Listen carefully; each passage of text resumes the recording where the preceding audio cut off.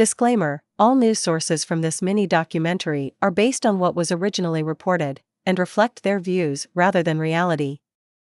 All inferences are based on facts and figures, and any speculative claims are based on thought rather than personal opinion.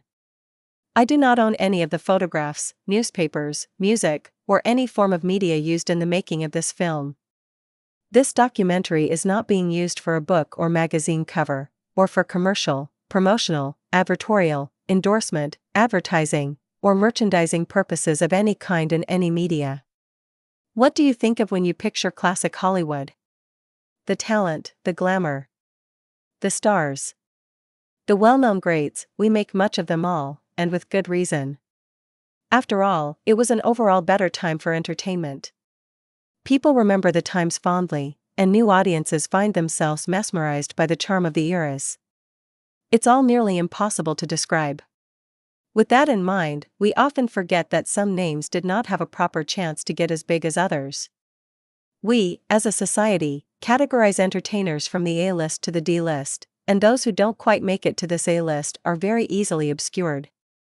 These people are usually underrepresented, underrated, misunderstood, or outright belittled and dismissed as not being talented enough, or worthy enough to have made a mark on the world.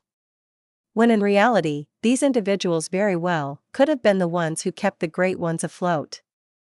They came from everywhere. Some nearer than others, and some from further away. For today, we're going to focus on Indianapolis, Indiana, the Hoosier State. Luther James Shirley was a funeral director for the family-owned Shirley Brothers mortuary business. Inez Marie Baldwin was a professional pianist who was renowned for her musical ability and activity in local women's clubs, such as the Sigma Alpha Iota sorority. It was here at Methodist Hospital that William Jesse Shirley would make his entrance into the world. Bill Shirley was born on July 6, 1921, at 3:42 p.m. We can assume that young Billy's earliest days were full of the curious sights, sounds, and wonders typical of the Roaring Twenties. With both parents busy with work and societal obligations, his grandmother Blanche lived in the same house to help care for the baby. She would claim him as her boy and, as he grew, she would often take him traveling with her. When did Billy's musical ability first begin to present itself? He had to have learned his alphabet and joined his peers' little voices in morning song. Perhaps the timbre of his infant voice was not particularly remarkable just then. The story goes that Billy was about 5 years old when his mother noticed that her son was singing along to what she had been playing on the piano right then. Not only that, but his thin but sweet notes sounded quite good. Imagine that. He knew the words and wanted to show them off. He realized, "Look what I can do," and was happy to make it known. Even at such a young age, Billy had a natural penchant for stage presence. One of his teachers would recall that during a kindergarten playlet, the 5-year-old boy was more afraid of falling off of an elevated stool than he was of the audience. Billy's mother directed him to the director and founder of the local Ogden Junior Chorale, Bess Alice Dean Ogden. She had originally organized the Easter sunrise services in honor of her son, James Matlock Ogden, Jr., who tragically lost his life after a trolley accident in late 1921. Mrs. Ogden was immediately impressed with the little boy. As she explained to the Indianapolis Star, he had a nice, natural voice, dark wavy hair, expressive blue-gray eyes and unusual personality for a child of his age.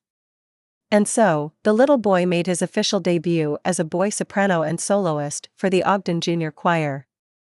Audiences especially loved his solos at the Easter sunrise services, which took place at the Soldiers and Sailors Monument of downtown Indianapolis. Soon, the little guy was in high demand. Mostly accompanied on piano by his mother, Billy sang at weddings, Sahara Grotto gatherings, local programs, and much else wherein musical performances were required or requested. In 1932, during a trip to California with his family, Billy was introduced to Elie Beheimer and Sid Grauman of the famous Chinese theater. Maestro Beheimer considered the child to have one of the finest natural untrained voices that he had ever heard. It was Grauman who personally autographed a photo for young Billy, making it out to the boy with the golden voice. Billy Shirley would soon be featured as a special guest in the Meglin Kiddies troupe. Yes, the same Meglin kiddies that helped make names out of Shirley Temple and Judy Garland. The children appeared in films, newsreels, on radio, and even more. Billy's bit role in The Phantom President is not explicitly mentioned, but he seems to have been one of the boys playing baseball pictures here with George M. Cohan. This bit part earned him registration with Fox, Paramount, and Columbia Studios. It was Columbia who did the most with Billy. He was slated for a slightly bigger role in As the Devil Commands, in which he played one of a number of orphan children who sing Christmas carols at a benefit party. With the children's education promised security by private tutors hired on set between shots, production was soon underway. According to the Indianapolis Star, Billy was chosen for a Christmas scene with a group of 14 other children. Each child was dressed in a top coat and galoshes. Water and salt were sprinkled over the coats to look like cold snow and frost, although the reality was quite different. Between the warm clothing, the California climate, and the hot Klieg lights, the children were practically close to smothering. To shoot this one short scene in particular, it took a lot of patience, a lot of rearrangement, and 3.5 days. Despite the rough conditions, Billy enjoyed his experience immensely. The child was born to be an actor. While still in Hollywood, he met a number of Olympic stars, movie stars, and collected autographs. Among those names found in his little autograph book were Marlene Dietrich, Norma Shearer, George Arliss, Bing Crosby, Johnny Weissmuller, Amelia Earhart, and Joan Bennett. But what he treasured even more were the letters sent to and from home, especially those that revealed the latest updates on the doings of his beloved pet dog, Buddy. His next dramatic venture would be playing the part of Oliver in Oliver Twist, which was sponsored by the Irvington Union of Clubs at the Irvington Playhouse. Billy had happened to meet Edwin Lester, director of the Civic Light Opera, and gave an audition for a musical titled Music in the Air, but by the time Mr. Lester got around to deciding which roles to cast, it was early 1933. Billy and his family were back home and just couldn't come back. By early 1933, the boy, now a hero among his friends, had come home to focus on school. None of this had given him a big head at all. In fact, to hear his friends at George W. Julian Elementary School 57 tell it, he was still the same old Billy. Just one of the gang, they said. He did not return to Hollywood permanently for a while, but the talented young man continued to spend his time singing and acting in local theatrical groups such as the Irvington Playhouse, or Irving Theater, and charmed audiences by playing parts from Oliver Twist to Tom Sawyer all throughout his childhood. Miraculously, Billy Shirley's soprano voice, as it deepened, flawlessly matured into the tenor range. Now a Shortridge High School student, he wanted to join the junior vaudeville group. The only thing was, he was a freshman, too young for junior vaudeville. No problem. With the help of friends, he managed to sneak his way in. He wore a raincoat under artificial rain to sing Ain't This a Lovely Day to be caught out in the rain, and his spot was won. Mrs. Nell Merrick Thomas, the JV sponsor, had this to say about him: I think he had the finest tenor voice that ever walked across the SHS stage in all the years I was there, and I taught at Shortridge from 1917 to 1956. Shortly after graduating from Shortridge High, where he had made an indelible mark by organizing theatrical groups among much else, Bill Shirley started off to Hollywood to pursue his passion. The year was 1939. Bill gave Shortridge High a lot of credit for helping him to make his way. He had become an honor student, president of the Musical Baton Club, the Literary Fiction Club, a member of the Student Council, and a staff writer for the Shortridge Daily Echo. As he would tell a publicity man, I learned at Shortridge a lot of things. How to work with other people. Just how much you can give and take, and just how much to stand your ground, and how to appear calm before an audience when you're scared to death. Back in California, Shirley enrolled in the Herbert Wall School of Music. He studied 3 times a week under Andres de Segurola, who was also the vocal coach of Deanna Durbin. Josephine Dillon, the former Mrs. Clark Gable, trained Shirley in dramatics and taught him the basics of walking, talking, and even standing just like an experienced professional actor. Eager to learn as much as possible, he absorbed as much as he could. What better way to learn than to observe? He attended the premiere of Gone with the Wind. He attended concerts, operas, and radio broadcasts led by Jack Benny, Don Wilson, and the Burns and Allen duo. He even gained the confidence to ask Judy Garland, who may have remembered him from her own Meg Lynn Kitty days, to allow him to take some moving pictures of her, which she very graciously granted. Once Shirley graduated from the Herbert Wall School in 1940, he immediately returned home to Indianapolis to catch up with family and friends. They wanted him to discuss his experiences and show Technicolor pictures of the people and sights that he had seen, which he was more than happy to share. One day a friend told Bill that he ought to be in pictures and that he would write to someone he knew in Hollywood. Used to these occurrences, Bill thought nothing of it until he stopped by during another California trip to see the man that the friend had directed him to. The man was Marvin L. Johns, chief accounting officer for Republic Pictures. Bill sang for Johns, who liked what he heard. The two got some Andre Kostelanetz records and made recordings with Shirley's vocals added. Shirley was directed him to Herbert Yates, and before he knew it, he had a 7-year contract. You may know Republic Pictures for a lot of the B-movies the company produced. Westerns, musicals, horror, noir, you name it, Republic made it. Some of these offerings did feature big names, but it was a game of chance as to whether or not the picture did well. Popular in the past, these days they're often hard to find, not easily accessible, or the prints that survive are in poor quality. Yet other Republic movies seem to have gone down in history. Like Flying Tigers, featuring John Wayne. In the film, Bill Shirley played the role of Dale, an ill-fated young pilot who wants nothing more than a chance to prove himself. His character was supposed to be killed off even earlier on page 9 of the script.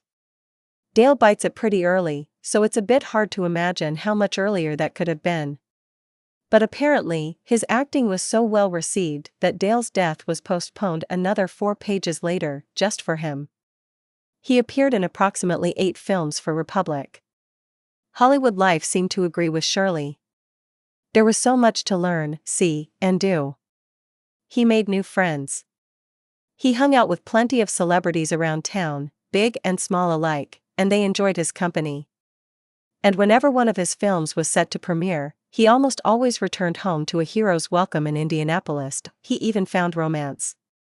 Actress Jane Withers caught his attention, and it was puppy love at first sight. When Withers stayed at hotels between personal appearances, she was surprised by a dozen roses sent to her rooms every time. The sender? Private William Shirley. Yes, private.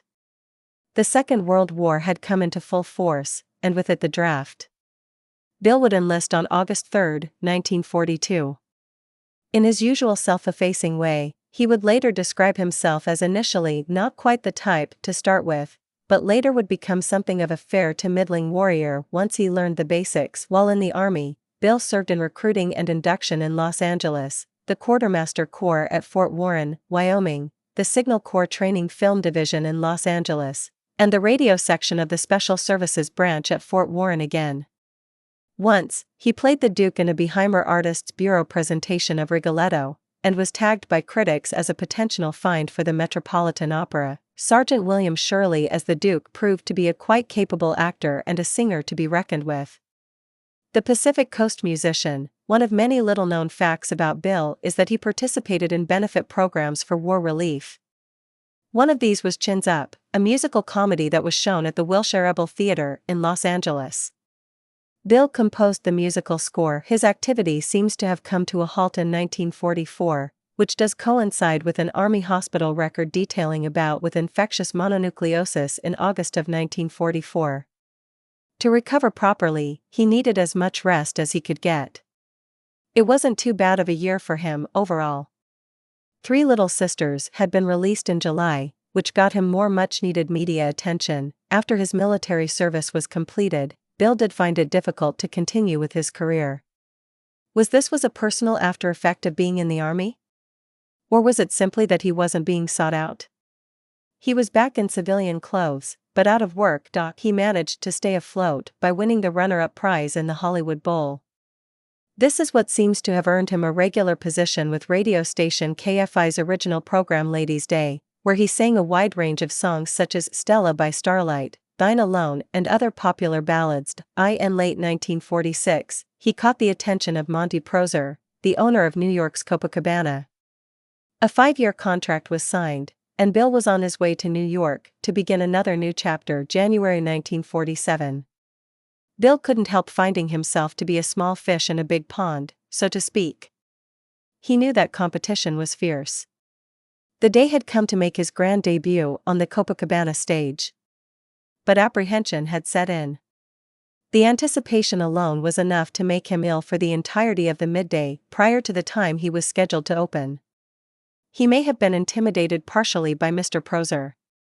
One of his friends, an actress, would write that while she understood his inability to come out for the show until 3:30, there were times when she suspected Prosser of being, quote, a bit of a sadist. This is neither a fact about Prosser, nor is this my own opinion. But it does make one think. Bill, ever the trooper, went on for the dinner show anyway, and he completely won the audience over. Since we liked all his numbers, none need be named, wrote reporter L.L. Stevenson. Even when reporters seemed to try to repress the full extent of his victories, they couldn't help but love him. This led to his being scouted out for a Broadway show that, after some tweaks, was released to the public as Look Ma, I'm Dancing. Bill played the role of Shawnee O'Shea, the hallucinatory love interest of the story.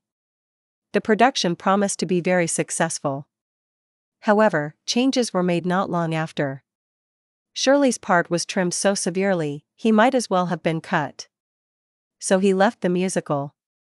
But better opportunities were soon to come his way. He happened to have shared the limelight alongside singing actress Gail Robbins ever since their Copa days.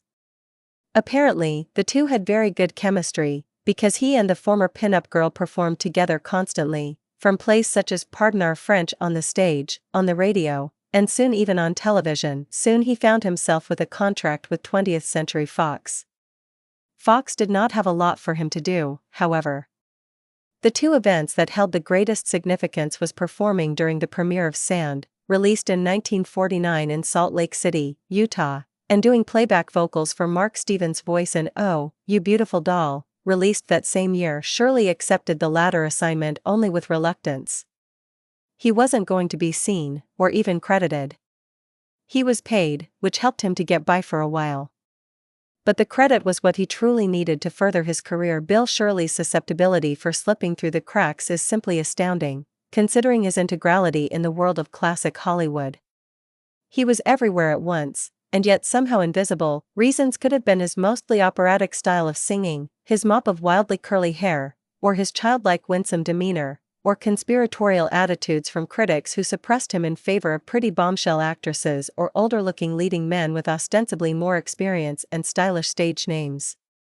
There may have been darker goings-on behind the scenes involving the casting couch and blatant refusals. In the late 40s, many promises were made to him, but nothing that could reliably keep his rent paid. There had to have been even more reasons why the Oh, You Beautiful Doll assignment did not sit well with him.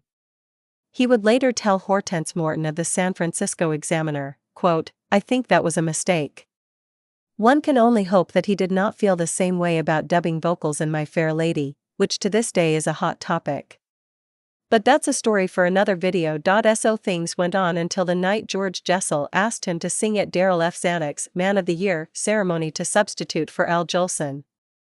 Bill was such a sensation that Mr. Zanuck immediately put him under contract with the Macambo, much to his grateful amazement. A few weeks ago, I was drawing unemployment, he told reporter Harrison Carroll, and now this.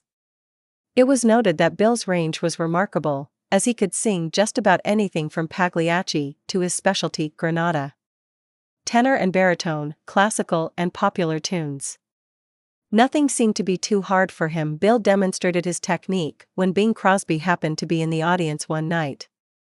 Mr. Crosby was so impressed that he's quoted to have said, "If I had to do that, it would kill me." He even invited Mark Stevens to come to the Macambo so that Stevens could get a feel of his sound, so to speak. It was only fair, Bill thought. I think the body should hear the voice, he told Screenland magazine. He found romance once more, this time with pretty actress Colleen Townsend. It seems as though the two met while they both worked for 20th Century Fox. Allegedly. The two organized an act and took it on a tour of veteran hospitals in the Pacific Coast. Their courtship seemed intensely romantic. She used to wait at the stage door for him after performances. She rooted for him in the audience, but by early 1950, Colleen Townsend allegedly found someone else through a mutual friend at their church. She would marry and leave Hollywood behind to pursue her true dream, evangelism and theological studies. How Bill was affected by that, we may never know. It's just as well that we don't. It was time for him to move on to bigger and better things. Broadway, nightclubs, various engagements, and Actors Equity membership, as well as enjoying the company of friends and family between work, kept him busy and helped him to focus on the goals that lay ahead of him. Kudos to those who discovered that Bill had made vocal contributions to Nancy Goes to Rio, a product of MGM, and With a Song in My Heart, which was distributed by 20th Century Fox.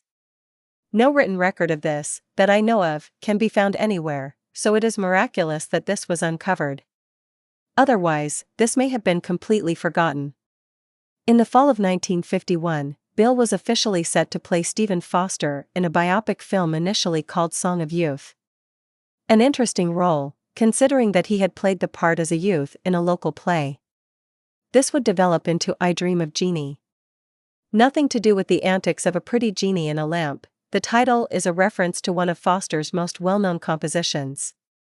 Although actor Ray Middleton would receive the top honors, it was Bill Shirley who won the on-screen leading role, his first, before negotiations with Middleton had even begun. It is 1952, one of the most successful years of Bill Shirley's life.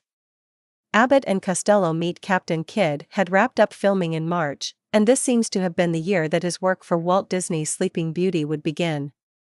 You may know that after Bill won the audition, he was contacted by the Disney company to provide the speaking and singing voice for the character of Prince Phillip in its animated version of Sleeping Beauty, because his youthful tenor voice was exactly what they were looking for.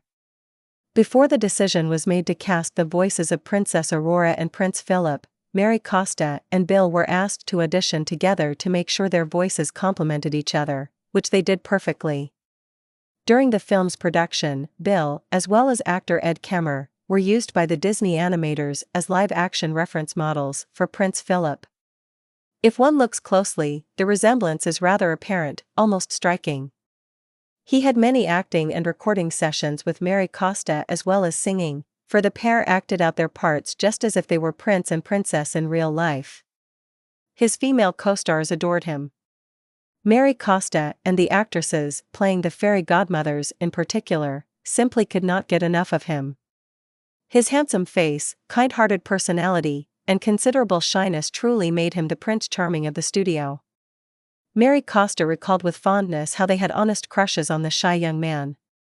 She remembered how much they loved to tease him and get him to laugh. They had a great time together, and made wonderful memories together that would last a lifetime. Now we must return to Republic Pictures for a moment. I Dream of Jeannie premiered in Indianapolis on June 5, 1952. Bill Shirley appeared on the stage of the Circle Theater at the Hollywood-style premiere. Ray Middleton, Muriel Lawrence, and Eileen Christie were all there, but Indianapolis focused most of its attention on the local boy. That very Thursday was Bill Shirley homecoming day from the time he and the others stepped off the airliner. Yes, both the governor and Mayor Alex Clark proclaimed the day as Bill Shirley Day.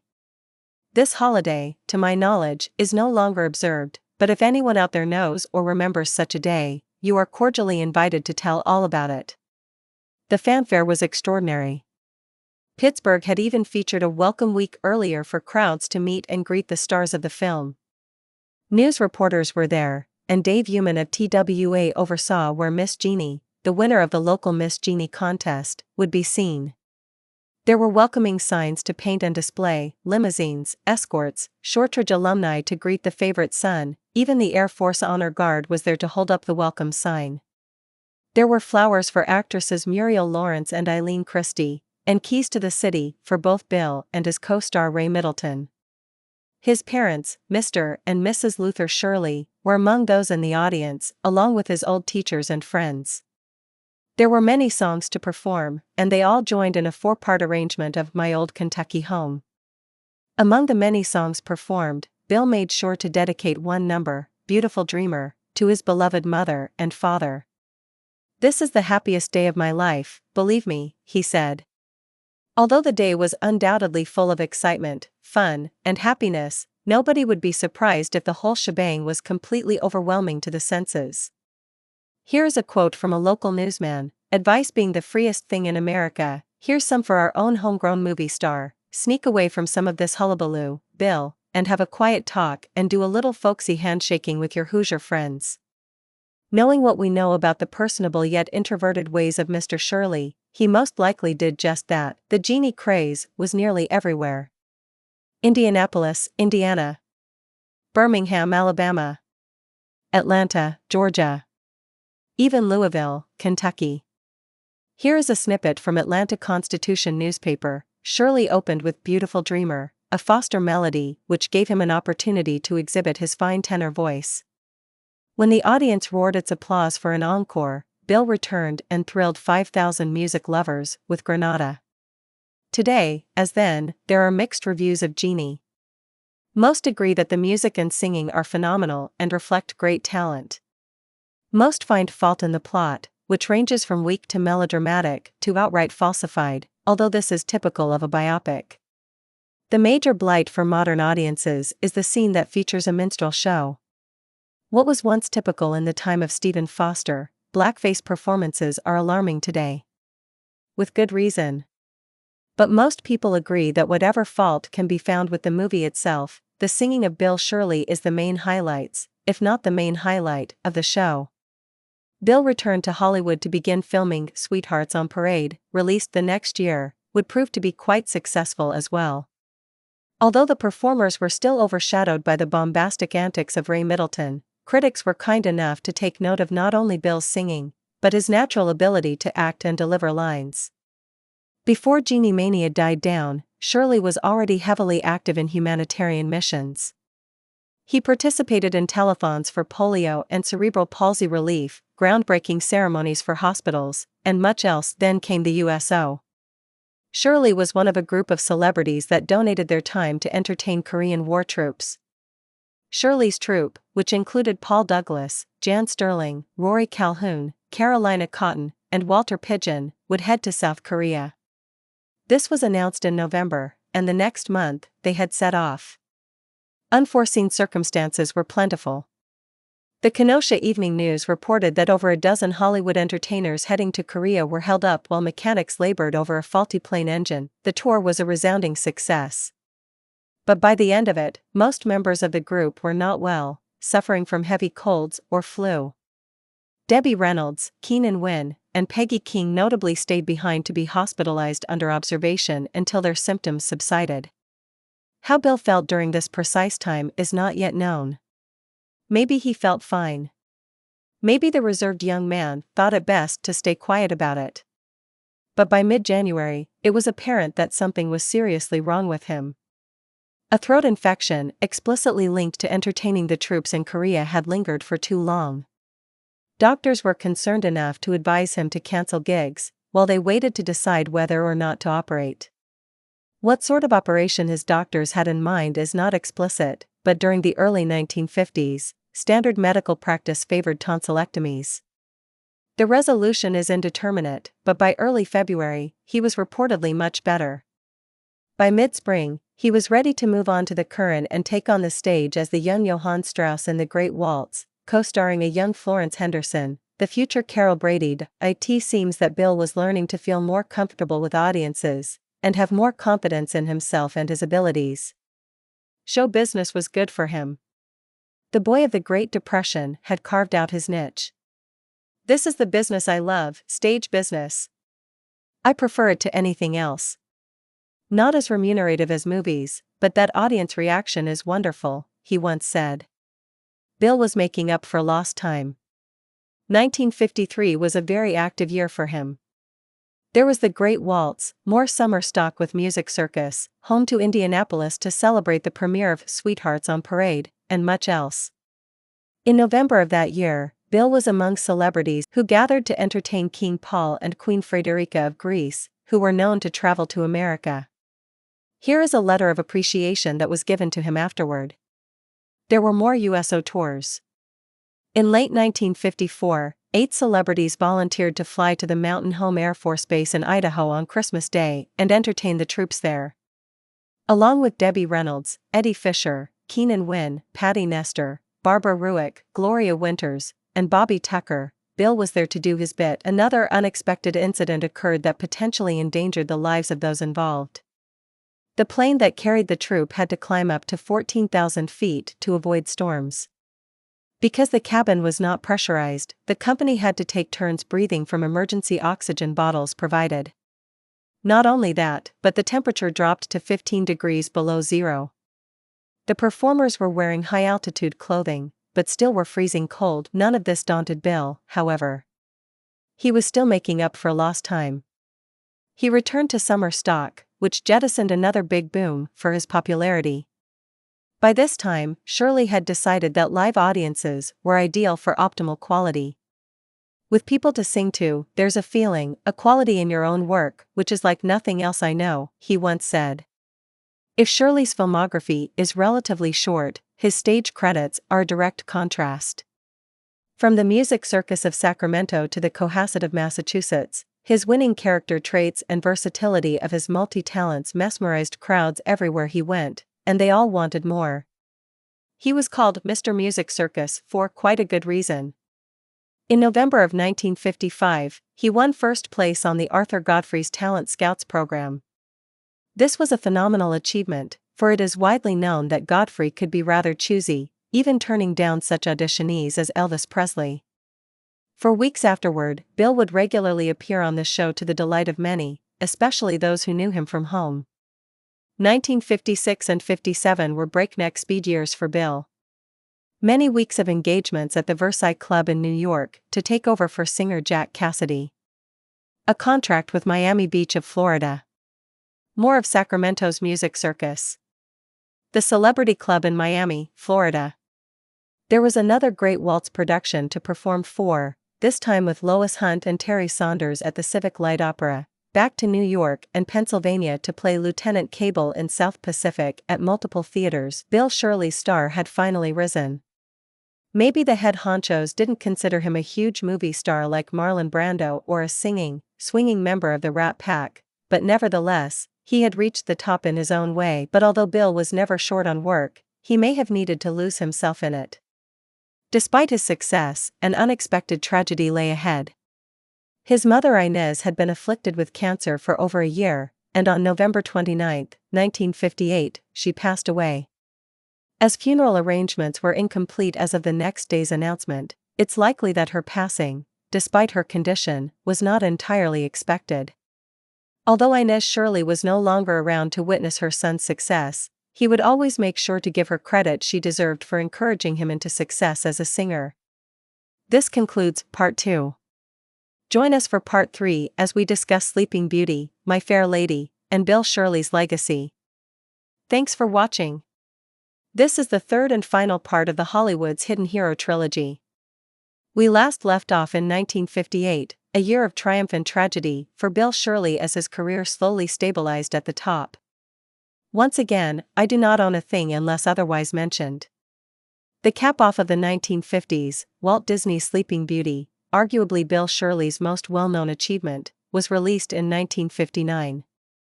Were it not for Sleeping Beauty, those who were not around back then may never have heard of him today. Bill arrived at the Lyric Theater to help promote the film and visit family. He felt a deep sense of respect and awe for the amount of work that went into the making of the film. Every detail had been carefully crafted to convey as much realism as possible. By then, he found it hard to remember when he recorded the soundtrack for Sleeping Beauty. When he finally saw the finished film, some of the dialogue sounded new and unfamiliar to his ears. But to him, it was anticlimactic just to listen to the sound, given the long painstaking processes that went on behind the scenes. Much like his animated counterpart, Prince Phillip, Bill Shirley adored Samson the horse. To him, Samson was a real character and he thought that Disney could make him into another Pluto. Meanwhile, he planned to travel to and from New York to begin auditions for the summer musical stock season once more. He told reporters that he would love to play the Indiana State Fair, which he did, but that he would likely return home even sooner, to go fishing with his father. Following this was an episode of the Art Linkletter Show, which aired on September 4th. The year 1960 came along with more work, and allegedly a brief romantic fling with Piper Laurie. Back to summer stock. The public absolutely adored Bill's portrayals of Lieutenant Cable of South Pacific, and Johann Strauss Jr. of The Great Waltz. As was Yul Brynner to the King of Siam, these became two of Bill's most beloved and most frequently cast roles on the stage. Everyone from the St. Municipal Opera of Missouri to the Music Circus of Pennsylvania wanted him to come and sing for these two favored parts, as many people, fans and reporters alike, felt that nobody else could have done better. Here's an example that shows, quite literally, how far he had come. In late 1962, Bill traveled to England for the first time to play the male lead in a musical called Yankee Doodle Comes to Town. It was official. Between musicals, summer stock, and nightclubs, Bill Shirley had finally made his way. Some sources say that Bill retired from acting in 1963. Is this accurate? Or an assumption based on his filmography?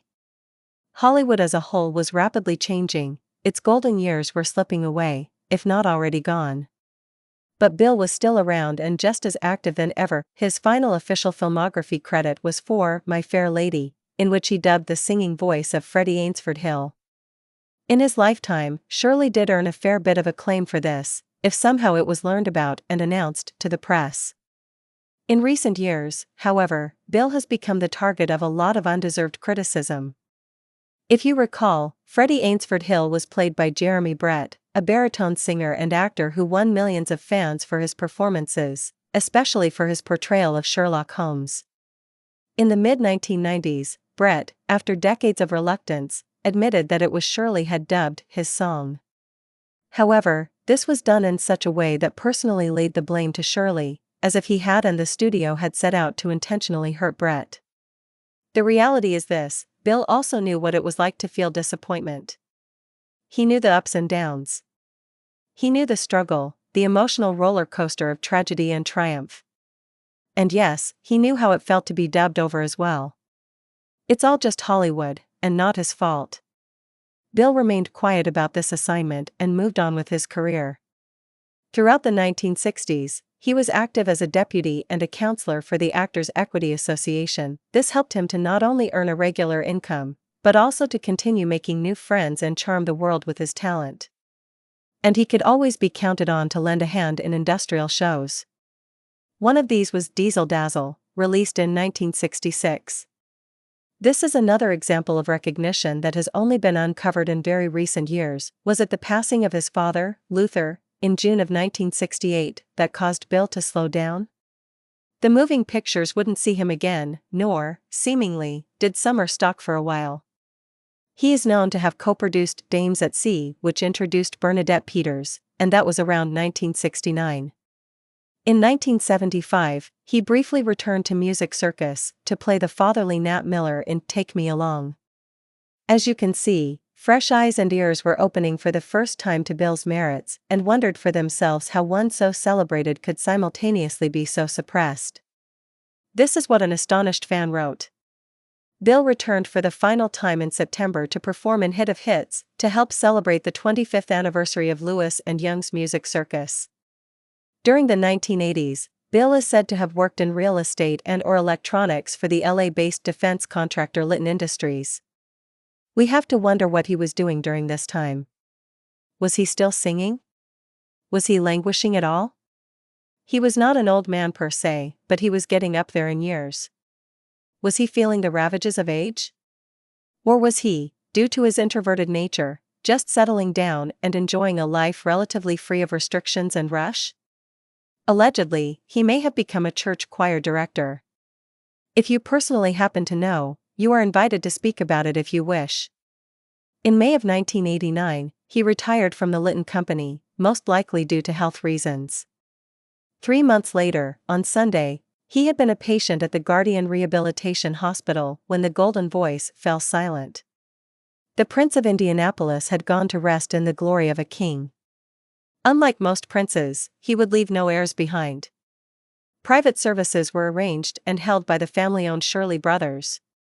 He reposes, not in a big Hollywood or New York graveyard, but in a mausoleum at Crown Hill Cemetery of Indianapolis, a place where other Hoosiers realized their dreams, such as James Baskett of Song of the South fame.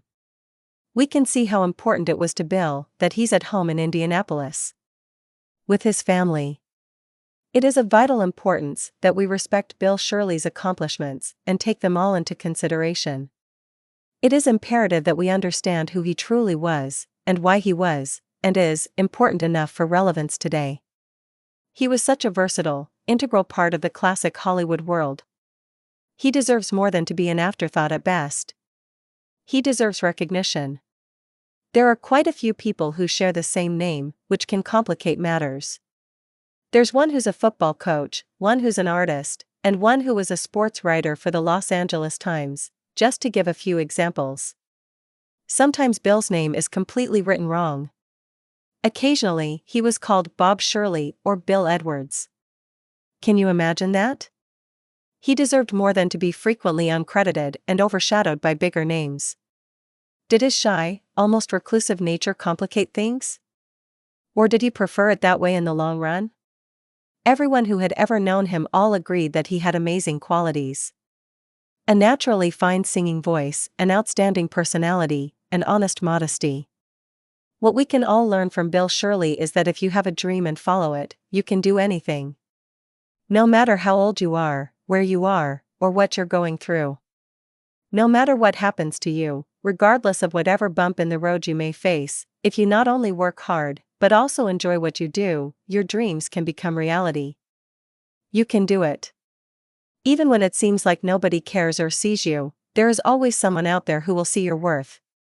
You should see your worth, too. Remember, even a little boy of Depression-era Indiana grew up to be a prince.